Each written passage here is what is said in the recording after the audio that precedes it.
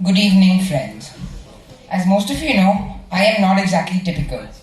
Some of you know that I have Asperger's syndrome, a form of high-functioning autism.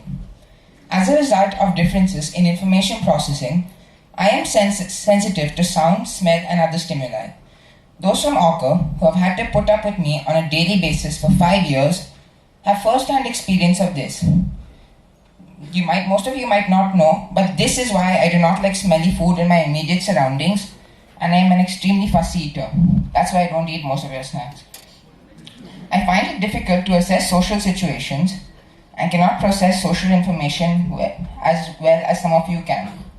Over the years, with the help of counselors and therapists, both from Orchid, such as Anushri Di, Mansi Di, and Anjali Di, as well as outside the school, I have gradually improved and worked on myself.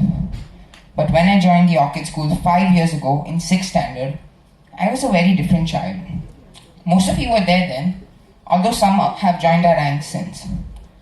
The school which I had come from was a completely different environment, and in the manner of a fish out of water, I struggled to adapt. Initially, I was a menace, a burden, a ticking time bomb which could detonate at any moment, much to the concern of those around me. As someone who personally needs a structured environment to perform to my fullest, it was an uphill challenge to adapt to the organic environment of TOS.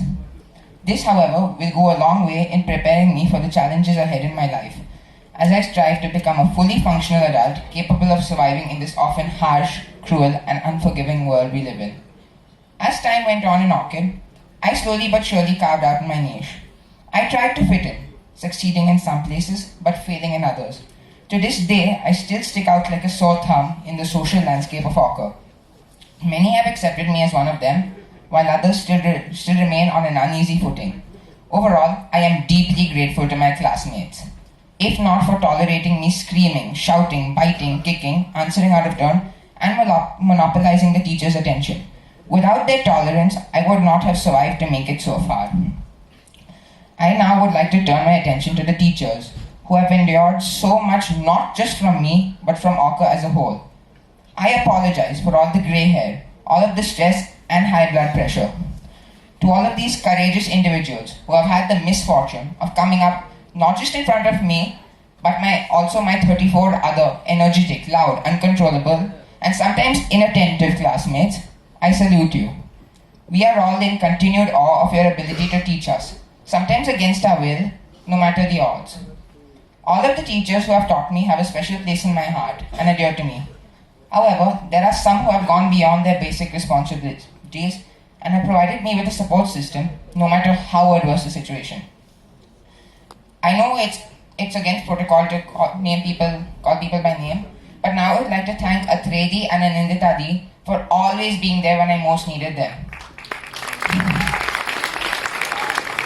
Whether it was to clear up after me or to provide their rooms as a safe space, they have done everything possible and more for me. At the risk of sounding cliche, I have no words potent enough to thank them with. They are the reason I am still here.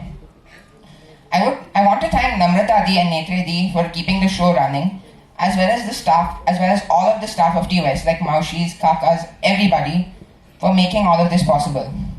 And finally, I would like to thank Lakshmi Kumar Di for creating this beautiful school.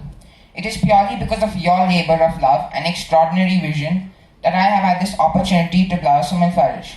Not just me actually, but all of us. All 105 10th graders. I sincerely thank you on the behalf of all the other children with special needs and those who are neurotypical for what you have given us. Thank you, Dee, for giving us this beautiful school.